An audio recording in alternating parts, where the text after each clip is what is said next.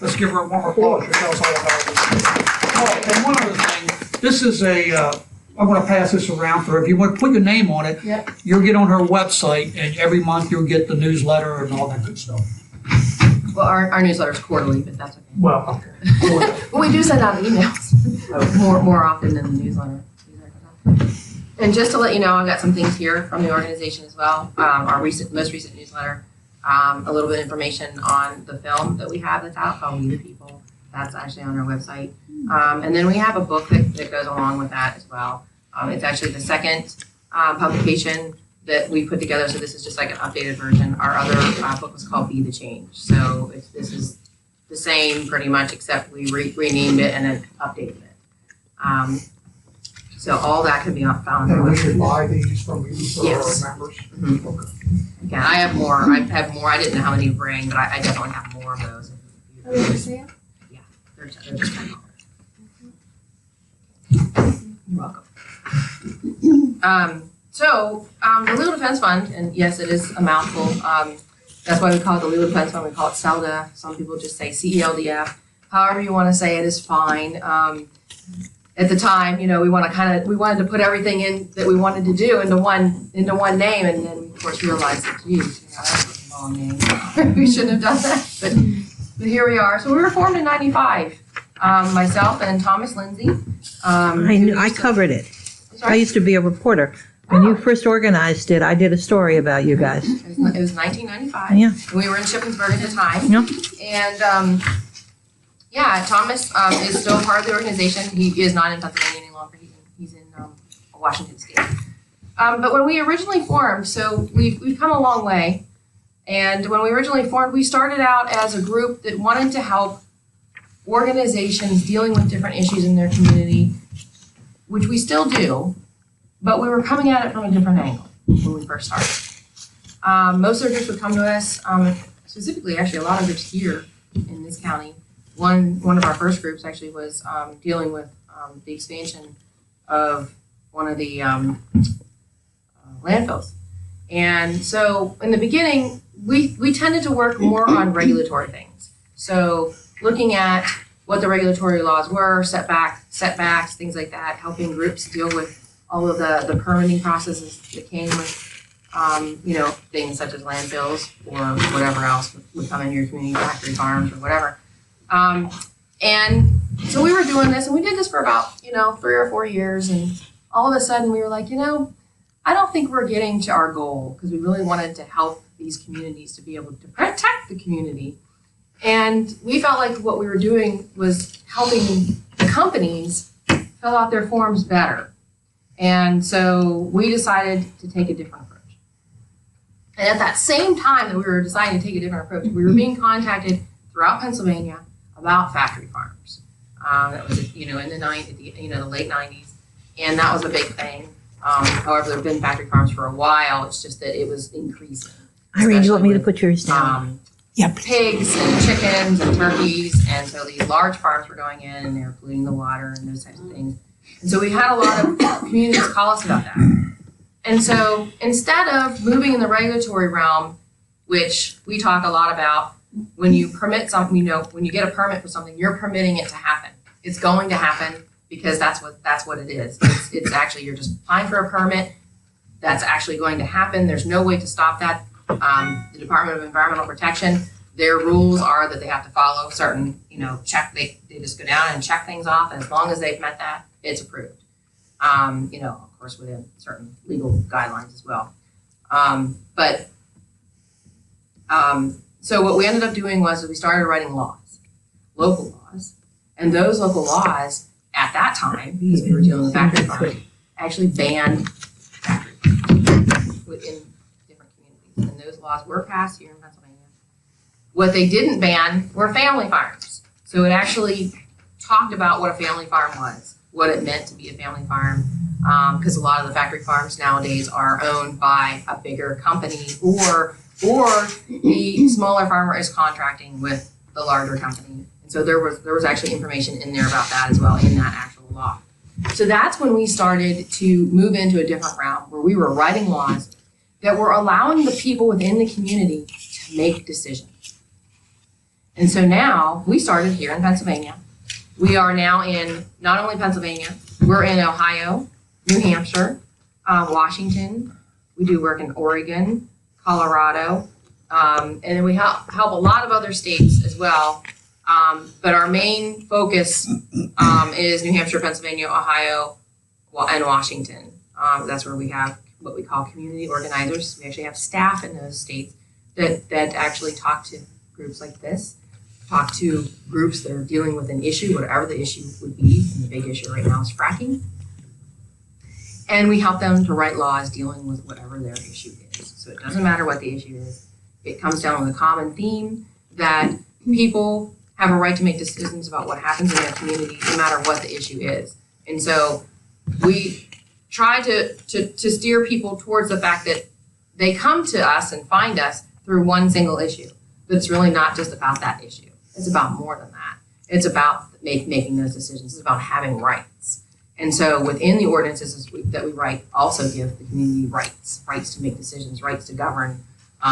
Every state is different. Pennsylvania happens to be a little bit easier than other states because we have townships. So we have smaller forms of government, unlike Ohio or Virginia. They have counties. It's a lot harder to organize in a county. A lot more people to get out there and to explain this because this it's not a bumper sticker. Unfortunately, I wish we could find a way to put this into a bumper sticker, but there's no way to. It's just too complicated to explain that we have these rights and we're not being allowed to use them. And so that's why we draft the laws that we do to give you those rights. So within there, and actually it's not in this publication. I should have brought my other publication that I have. I sent those to you. Common sense. The newspaper? Yeah. Now in there, it talks a little bit what's in what we call a Community Bill of Rights, or CBOR. It talks about what's in there, like a right to clean water, a right to clean air. And I know that we have environmental laws that say we have those rights, but as you know, they are allowed to, put so many parts per million in the air and so much on our soil and so much on our water and things like that. And so these laws get at the heart of that and make those things legal at the local level. So the goal is to take that from that local level to eventually take it to the state level where things will change, and then eventually from there to change the federal constitution. We're a long way away from all of that, but you got to start somewhere. We've been doing this for over 20 years. And I had said to you that, we started here in Pennsylvania, and now we're in, several other states, and we didn't used to be. So it is growing. We're also international, which I didn't mention. The international work that we do focuses mainly on the rights of nature. So it gives nature rights. You may have seen some articles recently about some of the rivers being given what they call personhood rights. And the reason that they use that term, because I wish we didn't have to use that term, but the reason that they use that term is because that's what's written into the law.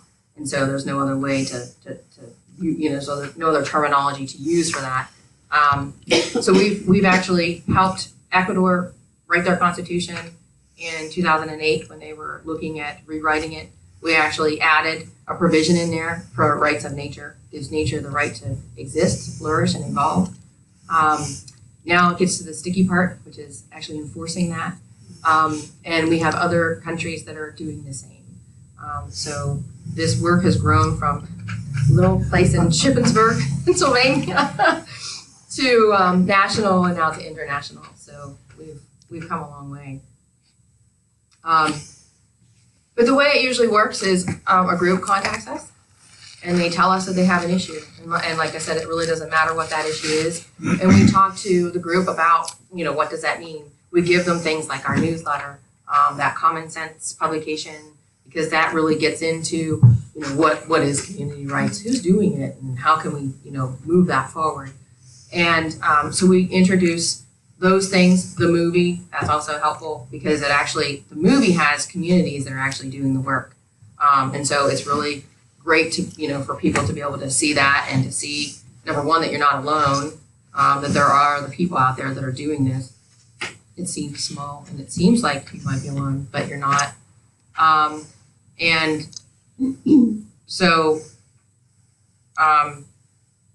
that movie has given us a lot more popularity. It's gotten out there. The changeover in presidency has also increased the number of calls that we get. because it's becoming more and more apparent that there are issues. And so we get a lot more calls than we ever used to. And everything that we do is word of mouth. We don't advertise. Everything that we do is free of charge.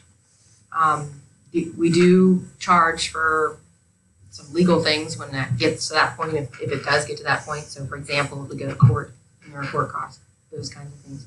However, that's already talked about before we actually engage with the community. You have to actually sign a letter. It's called an engagement letter, where you actually, we lay out, what we can do for you so that you know what to expect. And then we move from there into writing the laws and moving forward. There's probably a lot more I could say, but I'm going to kind of leave it. Yes. Has your organization been contacted about the Stop Transource stuff in this area? Yeah. We have, and Chad Nicholson is our Pennsylvania organizer, and he, I'm not sure if he's been here yet. I don't think he has, because he would have let me know. But I know he's talked to them on the phone. So, but they are going to be moving forward with something. But I know that they haven't done anything official yet because they haven't signed a letter with us yet. So. Okay. But yes, we've been contacted actually by several people, because it actually Lois from the exit 17, whatever it is. She contacted us too. I gave one of the ladies a couple months ago, she was here, your name, if I remember also. I don't know if she contacted you. But. We got an email too, which I forwarded on, and I'm not sure if that's the same contact though. Okay. I think it's somebody else. How many people in your organization?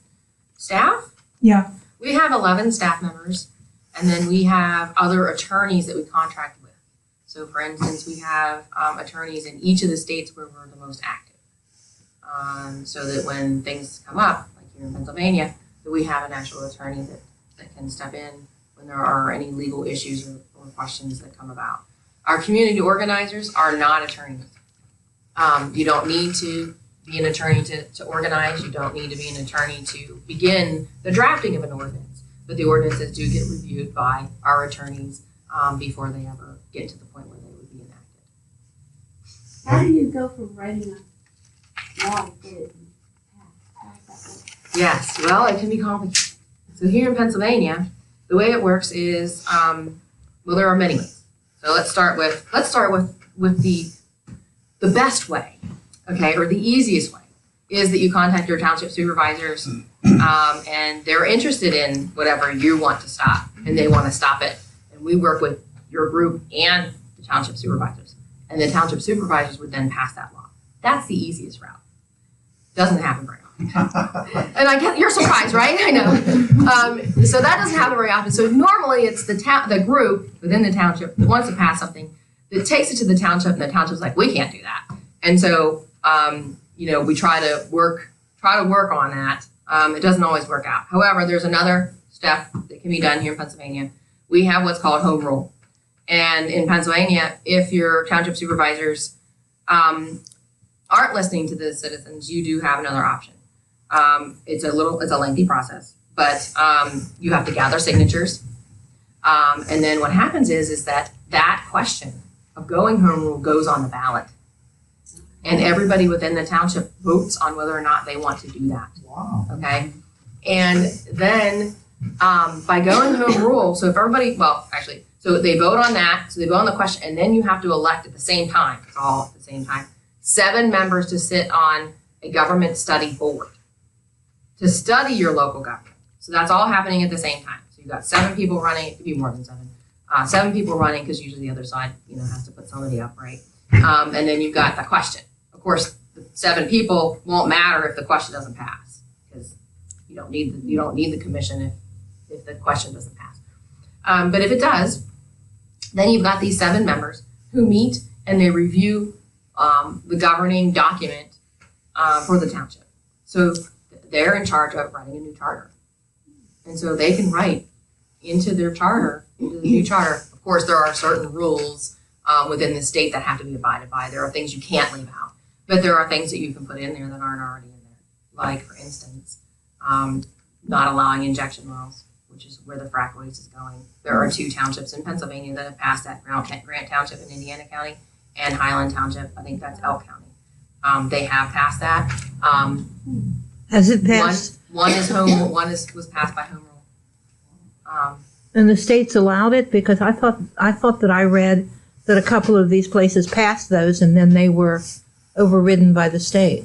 No, the state has not overridden them yet. And what is it called? Home rule. What? Home Home rule. rule. The state has not overturned them yet. The two laws are being challenged right now, but Yeah. they're not being challenged by. Well, actually, I take that back. They were first being challenged by the company that wanted to dump the water in the well, and then now they're being sued by the DEP for protecting the environment. Imagine, doesn't that make sense? What? Right? In this They're the it makes It does, yes. So they are being sued by the Department of Environmental Protection over that as well. It is currently in court. It has not been overturned. What's the basis? It's over regulation or it's over protecting the environment? Money. Sounds like the fox guarding the hen. Well, Crazy. it's always about money. Number one. Number two, they're arguing that that we can't do that. But in enacting these laws is about making a paradigm shift. So it's shifting from the way we currently do things. I mean, think about the civil rights movement. Think about the women's rights movement. In order to get those things to happen, they had to put in place laws that actually, said that this was legal. But think about what happened before that. There were sit-ins for the civil rights movement. There was Rosa Parks on the bus, and there were actually people before Rosa they're not talked about, but there were people before that. The same with women. They would go, like Susan B. Anthony went in and voted. And then when she went to court, she said, well, I should be allowed to be judged by my peers because the only people on the court were men. Those weren't they are, but not everybody. There should have been women allowed on there as well. So it's about making these changes. The only way to change these things is to change the law because that's what we're governed by. That is how we operate as a society. And there are a lot of things that have happened because of these large companies that have a lot of power, have a lot of money, they have a lot of lobbyists. So they have people that actually change those laws for them against the rest of us. But yet we're the ones paying their salaries and we're paying all the bills and all those things, but we have very little power. But actually we really do have a lot of power. It's just a matter of us all getting together and being able to enforce that power that we have. It's hard. It's a lot of work. It's about educating people because what you learned in school about history, it's not really, they didn't give you everything. And in fact, we have a course called Democracy School where you can learn more about that. And we actually have one tailored to Pennsylvania. So you would actually learn more about Pennsylvania law as well and the Constitution of Pennsylvania and how that was enacted and the background on that and all those things. So that would be really helpful as well to anyone who. Is that online? No, that's not online. Where do you hold it? We actually get requests for them to be held. We do charge a little bit for them because we have a book. It's actually a really thick book that has a lot of good reading information in it. And so we charge for that and then for a little bit for the time or at least travel for our the lecturers because we're taught by 2 people. If the state overrules, what they have in place, you have to go back to the beginning and start over with the home rule question again, or where is that? Is it just it's done? Well, it's never done. It's Right? never done. But you have to start over again. And Yeah. get it back to the townships and get the home rule thing going again, or Yeah. Well, everything we do, everything that we do, and every challenge that we get gets us more information on exactly where the challenges are going to come from, which is how the laws change.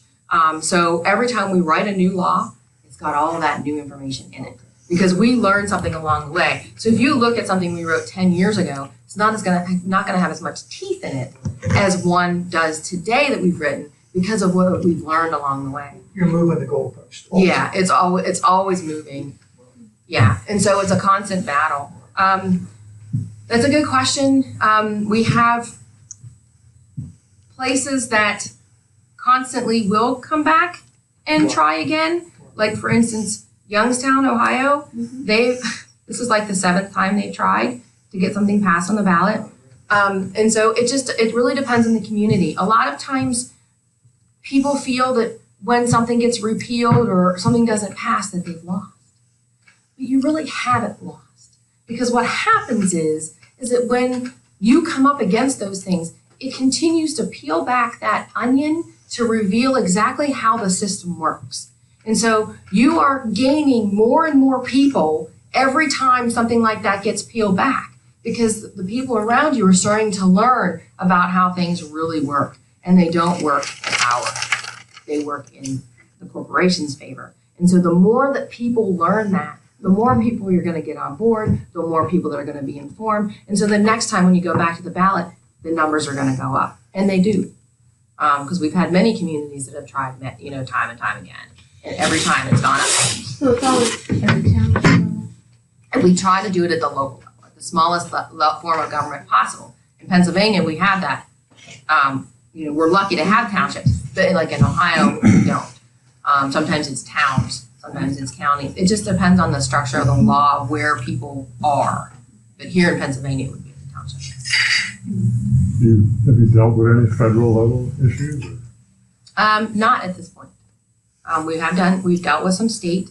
So we do have some state constitutional amendments running in New Hampshire. And we're trying to do that in some other states. We do have some written for Pennsylvania, but they haven't been introduced yet. So that's always a long-term goal. But you see, until we have enough communities here to get to here, we're never going to accomplish here, because there aren't enough people that understand why things need to change. Not only is it not that people don't understand, it's also that the companies are so powerful, and so you need more people. It's like the strength in numbers, as they always say. So we really need as many people as possible to make that change go higher. So we need more townships to enact laws. And like I said, it doesn't matter what issue it's about. We need more to pass those laws so that we can actually get more people interested and educated on what needs to be done in order to make sure that all of us can make decisions about what happens in our community, no matter what it is. And sometimes we're not going to win, and that's okay. But at least if we're able to govern ourselves, we have the opportunity to decide, right? Because right now we don't. So a big company says they want to look at all the stuff that came in from Exit 17 that they said never would come in. Remember? Oh, we're not selling this land to develop it. Remember that? Well, look at it now. So, but wouldn't it have been great if the people in that township would have been able to make a decision about what happened there? If they would have been able to say, well, okay, we'll allow certain things, so we'll allow maybe the exit, but there's so much of it has to be for farmland or whatever, whatever the community wants. And that's what it's about. Like, we don't come in and tell the community what needs to be written, except for obviously there's certain legal things that need to be in there, but it's about what you guys want. Well, that was a long-term fight too. Oh yeah. Well, but it was on the wrong issues. It was all regulatory, remember? Right. Yeah. Well, Had it been on what we do now, 5 to 10 years before they got what they wanted. it was longer than that. What is it? It I'm was. writing the notes, but I didn't catch what it is. Oh, Exit 7. It was Exit 7, but it's now 17. So Or exit 17 in Green Cambridge. Township. Story farmland. Yeah. Yeah, well, Green Township is there's no zoning in it. right. So they had no way to regulate it because anything goes. Right. You don't have any zoning where we are either, Hamilton. But there would be, if the citizens had the opportunity to make decisions about what happened, you could make a decision about that whether you had zoning or not. But the township supervisors fought it. But if they would have put in zoning, it would have saved a lot, but they weren't willing to go that far. I also covered that. Yeah. There's that, and I mean, it was, the land was already protected. But what was happening was PennDOT was going around that board that was set up. It was ALCAB, I can't remember what that stands for, Agricultural Lands Combination something board, I can't remember what that stands for, but PennDOT at the time was refusing to even go through the board, who would be the one that made the decision about whether or not the land could actually be used for anything other than farmland, because it was already protected, you see. That was the whole thing that happened with that. If we had something, a rights-based ordinance in place, that might not be here today. Yeah. It really depends because it comes down to the citizens and what, you guys would write and put into the law. Because it's hard to cover everything. And sometimes things come in and you go, uh-oh, and then you have to go back and rewrite or add something to what you've already written. So, Yeah, you said when you write laws now that you'd write them in a way that they have more teeth as opposed to how you used to do it. Can you give us an example of that? Yeah, they're rights-based. So it actually gives rights. I wish I had that paper with me to explain some of that. I'm not an attorney, so, and I'm not an organizer. So like I had said, I don't talk as much as I used to. And so I can't explain that exactly, except that I can tell you that instead of being based on setbacks or based on allowing so much pollution to occur, it's based on certain rights. Okay. So it gives the citizens within the township the right to make decisions. It gives you a right to clean water, a right to clean air, soil, and then you could put other rights in there as well, depending on whatever it would be. You could give nature rights. Actually, our ordinances now include that, giving nature rights. And so there would come to question if something was happening to farmland, that would call to question whether or not it could actually happen, depending on how it would affect the actual So you ecosystem. basically write your Bill of Rights to protect you. That's right. Yes, it is. It is. We call it a Bill of Rights. Yeah, that's what it You is. don't And so actually think about the have to have a problem. You just go on. It's almost like you're preempting. just like the state tries to preempt local governments from passing things dealing with agriculture. What about like this eminent domain you always hear about in the state, just said we're gonna do it, shut up, Can they get away with that, or you can stop that? Yeah, like pipelines, like all of those bigger industries, like factory farms, pipelines, landfills, all those things are actually regulated by the state. And so anything that a small town passes, like it's dealing with regulatory stuff, the state preempts that. Okay, and so these laws are about getting around that, and you said it very well. It is, if you look at our Constitution, it's about making that Constitution at the federal level more at the local level so that we have the right to make decisions. We just go to our townships and get one started. Are you working at all with the big egg thing that's coming in Mercersburg? The factory farm? Oh, I just read about that. The group there contacted us, but weren't willing to go our route. So they might change their mind. It does happen. We have a lot of groups that come to us, and we explain to them the difference between the two routes. A lot of times because it is easier to try and do the regulatory stuff instead of getting out and going door to door and talking to your communities or having meetings about, to get community members together. It is a little easier, but it's not going to get you anywhere. And so a lot of times they come back to us. So I would expect that they will. But it might be too late at that point. Yeah, well, it looks like what's happening up there is going to be 1 million eggs. Yeah. It's a lot. Yeah. I'm getting a little bit confused here. Sorry about that. No, you're fine. So, for example, if the township would have an ordinance which bans fracking, it's not an issue here, just as an example. Yes. Okay, and the state overrides that. What can the township still do? You said something you could do against that. Mm-hmm. Well, did I misunderstand you there?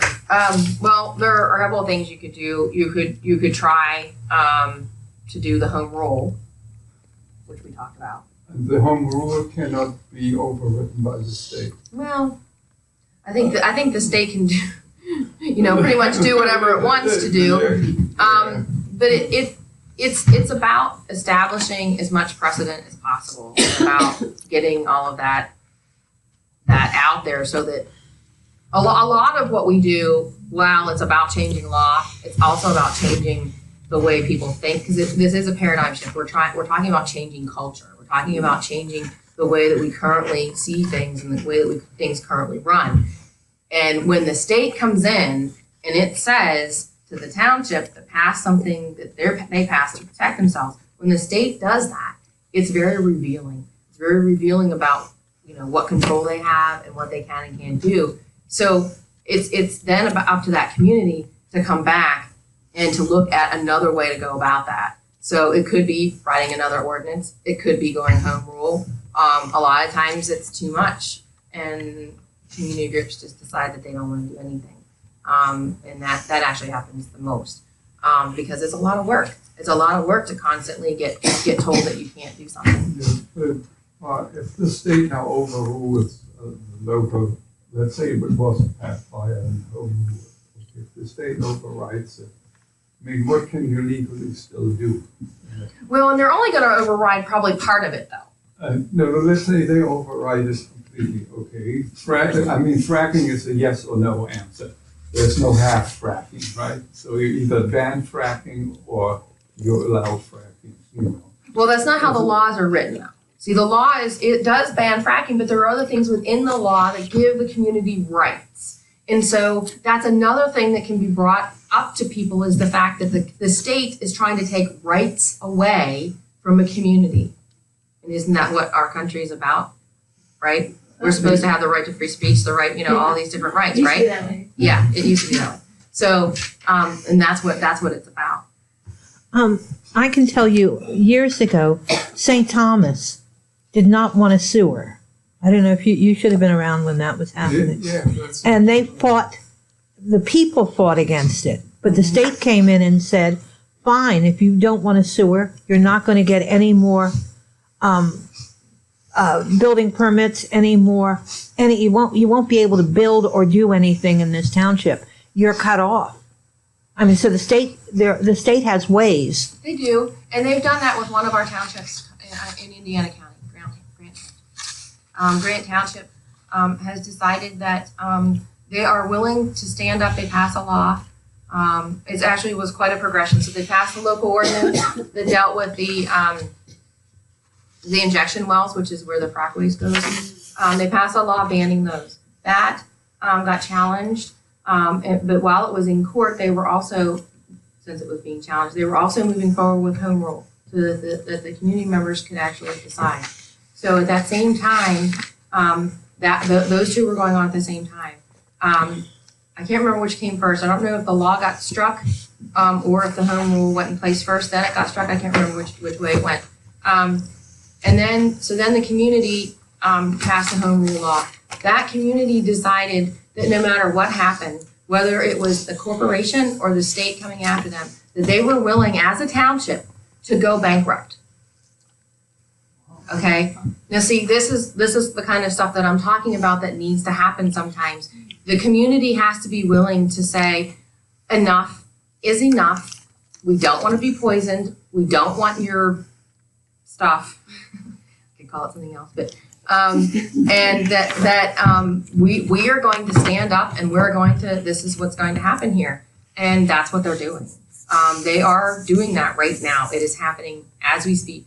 They have not gone bankrupt yet, but they are willing to do that as a township. Yeah, I don't know the answer to that question. That would be for one of the attorneys to answer. I'm not really sure. Is that Grant, G-R-A-N-T? That's correct. Okay, thank you. So Yeah, that would be a question. Like our community organizers could probably answer that question. So when you're fighting a situation like this, your organization brings in some attorneys from somewhere. Our attorney, yeah, we have a Pennsylvania attorney. Okay, you'll bring them in somewhere to fight these issues. Okay. We have attorneys that that go to court Right. for them, and but yeah, because when we write ordinances, and like I said, we have an agreement that you have to sign that outlays exactly what our responsibilities are and what your responsibilities are, and it talks about like how we're going to defend you and what that would be and those. How are you guys and your staff? How are you guys funded? Foundations and individuals. Grants? Any grants at all? From foundations. Okay, foundation grants. We are not funded by the state or federal government. Right. It's all foundations and individuals. Right. And do you? I assume you charge for filing fees and everything like that. The attorneys, the Right. attorney that they donate their time. We pay their time. Okay. No, the legal defense fund pays their time. But the only thing that we charge for is like court costs and those types of things.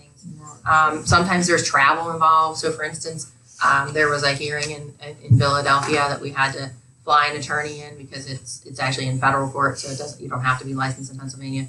And so because it's in federal court, we used a different attorney for that. And so they had to pay the cost to fly them in, to put them in a hotel and food, and that kind of stuff. Yeah. So there are those kinds of costs that we ask to be reimbursed for. That's reasonable. But not for attorney costs. Of course, you're allowed to help out if you want, because that's how we survive is on tax deductible donations. We are a C3 organization. Do you think that your feeling? Do you think that this TransSource Corporation, that your organization will end up taking a hand in that around here? I mean, is there a pretty good possibility that this is going to go to court? Well, it's going to depend on the community. Right. Because we don't do anything. It's not our job to come in here and to do something. Okay, and it's not our job to come in here and to tell you what to do.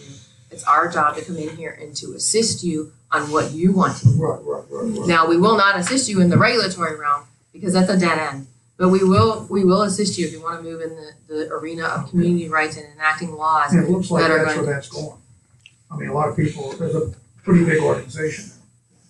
That'd be interesting. It'll depend on what those citizens want to do, and I'm not sure how far Chad's gotten with them, so I can't speak to that today. There's a big meeting tomorrow night and change the organization. Not the middle school. I don't know if he knows or not. There's a big meeting there tomorrow. I'll have to ask. Okay. I'll have to ask. You didn't find? Yeah. I'm gonna make a note of that. So it's at the middle school, South Cams tomorrow evening. I don't know what time or anything. Do you know? 6:30. Is it Kaufman Community Center? Where is it? South In Middle School. TransSource, Pennsylvania. Middle School South. Chapter. Okay. Not the Maryland chapter. That's a problem. There's a whole bunch of different alliances. okay. I don't know. He might be going to that meeting. I don't know. Right. And in fact, he could answer some of these questions that you have. Like I said, I'm not a community organizer. I used to do that, when it was just myself and Thomas, but I've been out of doing all that for such a long time, and we've shifted the way that we do work. But there are some questions that I just can't answer because I'm not on the ground. Like some of the questions that you asked about the state and the state coming in and what would happen, I don't have answers to this because I'm not, that's not what I do. I mean, I'm an accountant. Well, that's the next question. We're talking about as an organization of going 501. Could you tell us a little bit about that, Stacey? About where we start, what we got to do, the whole 9 years. Yeah, my organization helps with that as well. We've helped many organizations become nonprofit organizations over the years, and so we help with the incorporation at the state level because it does have to be incorporated properly if you want to be a C3.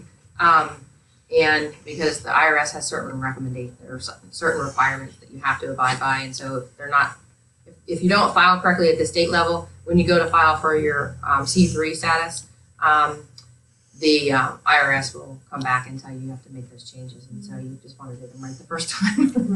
We can help you do that, and then after you do that, there is a fee at the state level.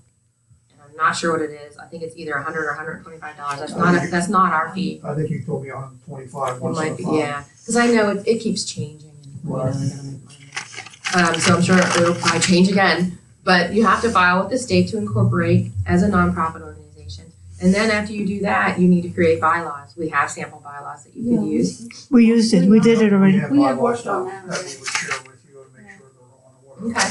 So then you'd have to do the bylaws. All that have to be signed. You'd have to have your first meeting, all of that. In addition to when you file as a nonprofit organization in Pennsylvania, you have to advertise. It's a very antiquated law, but they require that you advertise in 2 local newspapers to let people know what you're doing. Oh, wow. Yeah, so that's another step that has to be done. If it's not done, I don't know what the state will do to you exactly since it's a really old law. But they could come back. But they could come back on you. But after you do all of those things, then you can file for your C3 status. C3 status, I think the new level is $400. But I thought we haven't talked done. about C4. We haven't actually had as many requests to do C3 as we used to. We used to do them a lot. Not that we won't still do them. It's just we don't get as many requests to do that. So I'm not really sure about the fees. Didn't we say C4 we wanted to be? Yeah, that's what I wanted to ask. Yeah. Tell us So about there that. is a difference. A C3 is the only C category that is tax deductible to the person donating. All the other categories, a C4 is not tax deductible. So they can give donations, and you're tax exempt, so as an organization, you wouldn't have to pay tax on the money. But you, and as a C4, you can do political stuff. As a C3, you can do political things. I don't recommend that you do, only because there are restrictions on what you can do and how much can be spent. And so when you're really small, I don't want a small nonprofit organization to get themselves into trouble because of the threshold that the IRS has on doing that. And you also have to make the election as well to actually do that. And so I usually just recommend you don't do that. But there are things that you can do. Like the biggest thing as a C3 you can't do is you can't say vote for. You can never say that. You can never say that for anything, whether it's a candidate or a piece of legislation. You can never, ever. C4 you can? A C4 you can. So, and how much does that cost, a C4? It should be the same rates. Oh, okay. I'm No, the pretty difference sure. is that if I make a donation and we're at C4, Right, you don't get to. I don't get to take it off my taxes. That's right. But if we're wanting And most people don't deduct most of these things anyway No, because we don't. you have to itemize. There's no way to take a deduction We're unless you taking itemize. stances on political issues, so I don't think we can do C3. It would depend. It Well, depends. you can take stands on political issues. You can't endorse. But you can't endorse candidates. candidates and That's get right. beyond candidates and things like that. Now there are restrictions though, even on taking stances, depending on what you're doing. Fours? See on threes. Yeah. But like, say this net neutrality, we're definitely against that. On a C3, can we be against that? You can be against it, but you can't tell anybody to vote for anything. Like you can't tell anybody because there are two different categories under C3. There are two different categories of what they call lobbying. There's grassroots lobbying. There's direct lobbying. Direct lobbying would be going directly to like your supervisors or elected representative lobbying for something specific. Grassroots would be lobbying to the public. Both of those you can do as a C3 organization, but you're restricted as to the amount of money that you can spend on that, and that's all based on how much you raise, which is the whole reason why I tell C3s not to do it. Because if you don't raise that much money and you spend 25%, then you might get yourself in trouble. Because you only raise $100, you can only spend 25, right? But if you spend the whole 100, then you get yourself in trouble. So that's why I recommend, because it just gets tricky, and I don't want C3s to get themselves into a situation that you're going to get in trouble. And so that's why I mainly recommend that you don't do it. So, but I like. Would to the same clarify thing that happen law with the doesn't say you C4? No, can. C4. I'd say C4 is safer. I think for us, C4 would be the better way to go. Well, how much Well- do you charge to come in and help? Let's get set up with We don't charge anything. that. So let's do that. I'm ready. Can we, the fee Do it slide now. for 550 or whatever. Yeah. Not the bylaws. Can we, as an organization, could we go out right now, we have nothing, and put on some sort of little benefit, okay? And have people come in, listen to music and give donations, okay? And then we would take those donations, that money, and we would give it to Ronnie, and she'd put it in her own bank account. And then we would apply for C4, and then she would write the check to them, and then we would get it, and then we could do a lot more. Don't give it to Ronnie. You could have people do that to raise the $600 or whatever. People do that, but you can get in trouble for doing it. Oh, so you can't raise let's- any money unless you're a C3 or 4. No, that's not what I'm saying. Okay. What I'm saying is you can raise it, Right. but the best thing to do is to have a bank account for the organization already set up. Because what happens is that they could come back and they could say that Ronnie brought that money in, and that's taxable to you. Okay, so that's why it's best to set up a separate and you can get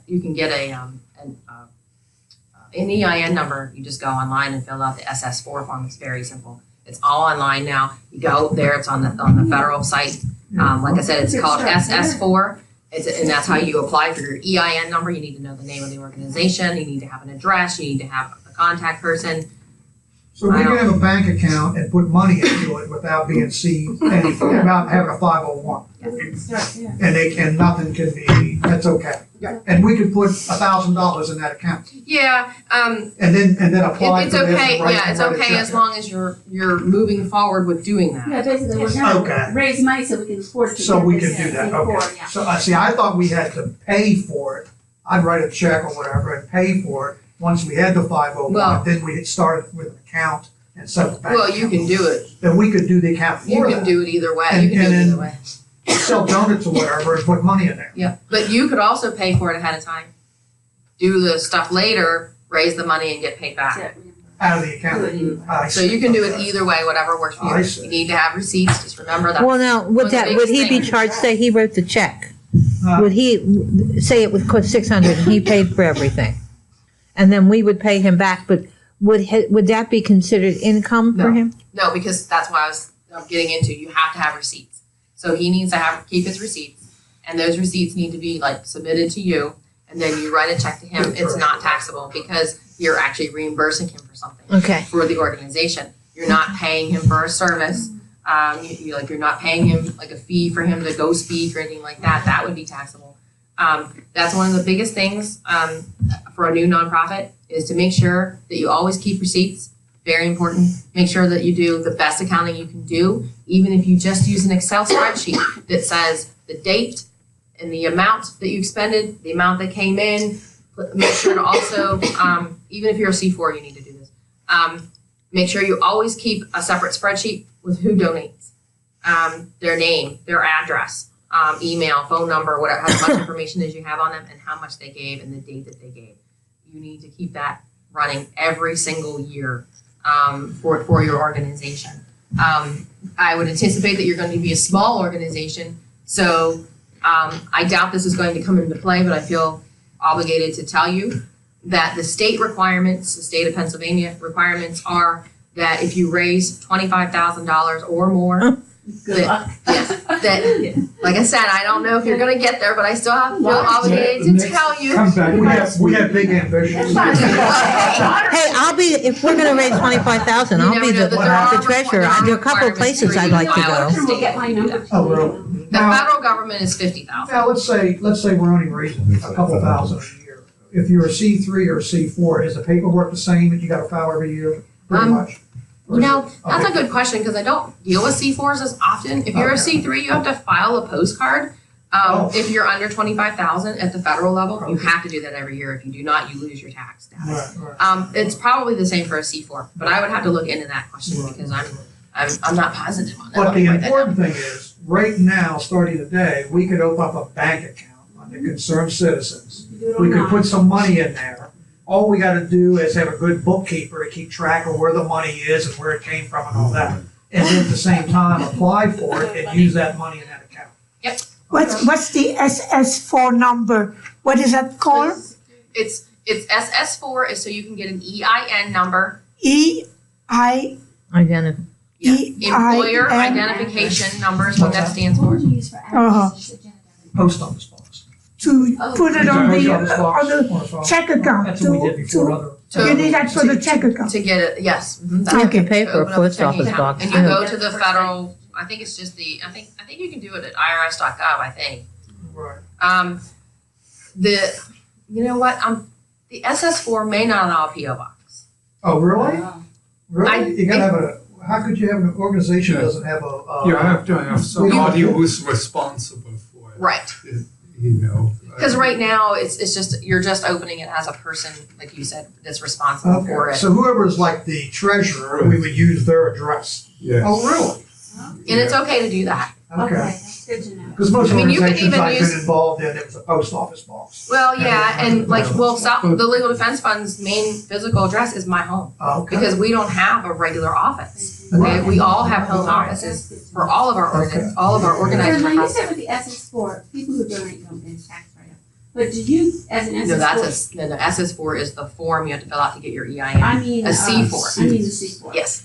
Sorry. No, it's okay. Um, Lots of numbers and letters floating around. It was a 4. I get it. There's a 4. That's There right. was a 4. No, but the question is, as a group, if you're a C4, do you get a tax write-off as far as when you buy things? Probably not. I doubt. You can't use the Well, EIN well, you can number never, when you yeah, buy stuff Ronnie, like from state we're- places, we you don't are pay the state C3. tax on it. well, you, The I know there's synagogue. not C4s. as, Yeah. well, okay, if you're talking about sales tax. Yeah. Okay, if you're talking about sales tax, it's a completely different form that you fill out to be exempt from sales tax. Just because you are a C3 organization does not mean you're exempt from sales tax in any jurisdiction, okay? It's a separate form. It's Okay. very hard to get. exemption from sales tax in the state of Pennsylvania. It's a long form. It's probably like 10, 15, I don't know, I haven't filled it out in a while, but it's long and they don't give it to everybody.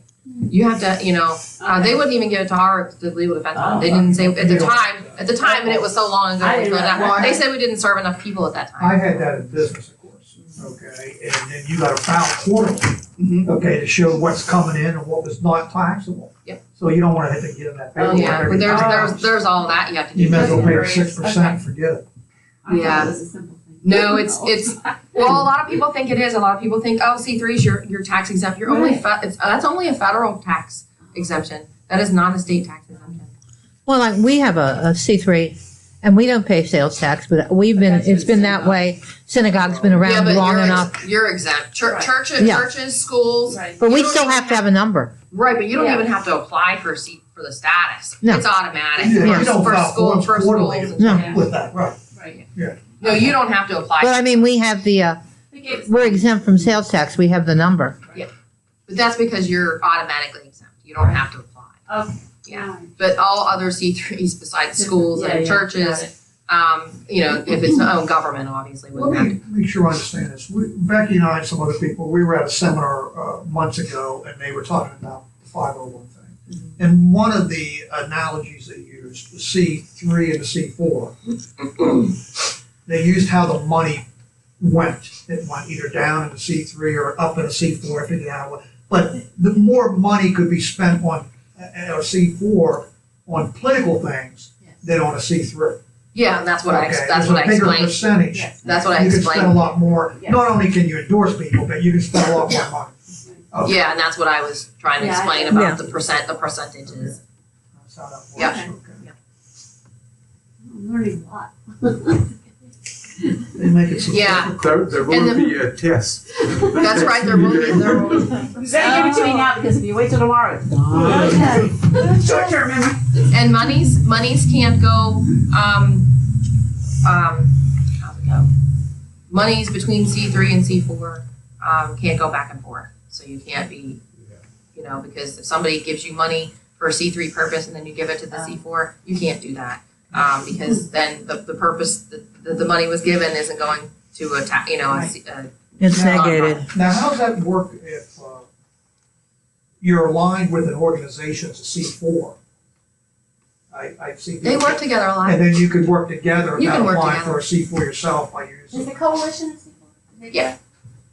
A lot of groups do that. I think they Our just applied coalition. for it, yeah. You know the coalition here? Coalition Coalition for for Progress. Progress. I don't think so. I think they use. They're a larger. They use a are lot- now a they use a local C3, I term. think. They applied for a C3 and I think they got it. I think they want a C4, I think. Well, you can Because they you want- can they have want both. tax on You both. can have both. Oh, you can. Mhm. You can apply for both. You can, but see, the monies have to be kept separate. Right. So that's fun too, Oh, geez. And then you have to be careful when you are speaking to make sure that you're speaking on behalf of it gets kind of complicated. So really, if you're going to do political work, Don't C4 go is the there. way to go. Yeah, that's what I It said. can be Be complicated. worth it. But people go over the line all the time. It depends on how much of a stink you're making as to whether or not you're going to get caught out on it. So if we went against fracking, like say in Franklin County, okay, which is not here, but if we went against it and we made a big stink, the state's going to look at our status That's right. and see what we're doing right. And that's along. why I like to tell you everything that you Right. should do. Whether you do it or not is up to you. But I feel obligated to at least lay it out, let you know what the consequences are, what the rules are, and then you can make your own decision because I can't make you do something. Have you found in your experience that these organizations that have made progress, that the state or the federal, the first thing they do is want to look at the status of the group It and happens. find out what they're doing and try to go after them for It that? does happen. Yeah. It depends. So you want to dot all the i's and everything. It really depends on how successful you are, Well, and there's also groups, which are counter to you in their opinion. They try to fight you.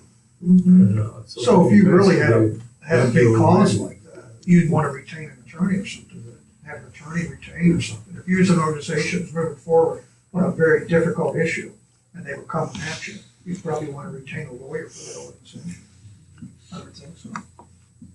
always good to have. attorney friends. Right. Because they always come in handy. Yeah. You know, you don't like to get into those situations, but they happen. You know, I mean, you can really, technically, you know, people can sue anybody at any time for anything, really, whether or not it makes sense. It doesn't really matter. It's a lot of times up to a judge. So, you know, it doesn't mean they won't file the paperwork. Okay, so you said that your organization takes grants and donations from individuals, right? Okay, so you have to keep track of all those, but are you required to publicly disclose any of that? No, okay. So neither C3 or C4 has to disclose, not even like the total amount? You know, I'm not sure. I'll have to look up on C4. All your records or all your tax returns are open to the public. There's a section in the 990, which is the form that nonprofits use to file their taxes. There's an EZ, and then there's just the 990, the short form and the long form, and that's all determined by how much you raise, which one you file. There's a section within that form that is called Schedule B. Schedule B is not open to the public, but Schedule B is required to be filled out by nonprofits, and that tells the IRS exactly who is contributing to your organization. However, there are people who donate that want to remain anonymous, and you are allowed to write on that form anonymous and the amount with no address and no nothing, because people have that right to remain anonymous if they so choose to do that. So, but you know, the IRS could look at your records at any time. If you are keeping your records on who donates, they could ask to look at them at any time. The public can't, but the public does have a right to look at your tax return if you file one. If you only file a postcard, then that's all you can say to them is we filed a postcard, because there's really nothing to that. It's like a couple check boxes. It says like, did you raise more than, for the federal government, did you raise more than 50,000? And if you say no, then it's the next question, and you know, I don't remember what the questions are, but you have to. I know that's one of them. I think there's like one or two other questions, and then that's your filing.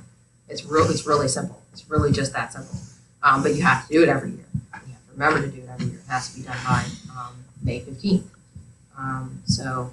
But if you're going to be this small, you're not going to be filing tax returns anyway. I think we're looking more for transparency. You know, Well, you're allowed to. right. But you're not And required to. Most groups don't do that. They say we get a lot of donations, and the bigger donors we don't reveal. And I can understand that. Okay, if I knew who they are, I'm going to call them up and see if they want to give us something and start stealing your people. There's that. So you're not going to lose. But you do have to disclose amounts. So if somebody would say, you know, how much did your organization raise? Because you're public, so you have to tell them how much you raised. You don't have to give them details, but you know. Yeah. And if you have expenses, you know, they might want to know what those are too. But again, you can just do calculations. Any more questions? Okay. How do we start the system going? How do we start the process? Open a bank account and get her to go. Yeah, well, is that it? And how long does it take? Well, the state takes usually, once you file with the state, it takes about a month. To get the EIN number, I believe it's instant. You do that online. I think they give it to you right away, if I'm not mistaken. And then, so about 30 days with the state, and then it sounds like you already have your bylaws done. So usually I tell people to start that during that 30 days. It sounds like you already have that done, but those would still need to be reviewed. And then you're required to have like a first official meeting as an incorporated entity. And I would give you all the information to have that. There are things that need to be signed in order to do that. You know, all that legal stuff that has to be done. And who signs that? The board members? Yeah. All the board members? It'd be your So you're actually at that first meeting gathering the board. Yeah. Well, our board will be elected next month. Yeah. And so that's what that first meeting's about. Right. It's basically a first meeting where everybody signs that they're having the meeting. Everybody agrees to the bylaws, and whatever other business you have at that time, you can conduct as well. But that document is a very important document. And once you become an official organization, you need to have an important document file that make sure it stays with the organization. So whoever you want to be that designated person would have that file. It would have your incorporation papers. It'll have your bylaws. It'll have your C3 letter when that comes, because those are really important papers that you might be asked for at some point in the future. So you need to make sure that they always stay with the organization. The IRS process, once you do the state level and do your bylaws and have that first meeting, then you can file for the status, because some of that stuff has to go along with your application. And that can take anywhere from 30 days to 6 months. Depends on where things are with the IRS. Because a lot of times they're behind. April. Don't file it in April, that's it. Right, yeah. So it got to be strategic in your thinking about filing. I mean, there are two different departments, but That goes to Washington. I mean, it doesn't go to Philadelphia or Pennsylvania. right, no. Not that I know of. I think they always have Look DCs. at you, Aunt Carrie. You're always down That's here. right. And you're gonna stand there Don't take it. and wait. No, I'm not leaving until you stamp it. That's right. And sometimes it happens quicker than you think, Yeah, right. It just depends on, you get there's different reviewers. And depending on, if a reviewer has been there for 20 years, they're probably a little quicker. Yeah. Someone who's brand new, they're trying to, make sure they get to keep that job or whatever. They might be a little pickier. Just one question. You mentioned very early on that in principle we don't need a C3 or C4 designation, right? We could, as an organization, already open up a bank account. Yes. With a treasurer, Mhm. and we could collect already money if we want to, right? So what would the C4 then do for us in addition? The advantage of being a C4. Yeah. Well, when you incorporate, you're giving yourself that limited liability as an organization. When you incorporate it's limited. You're incorporating, which is limited liability. So it gives some level of protection to those who are on the board. However, to have the best protection, you would want to have directors and officers insurance to make sure that none of you would get sued individually. I'm sorry that I asked that question.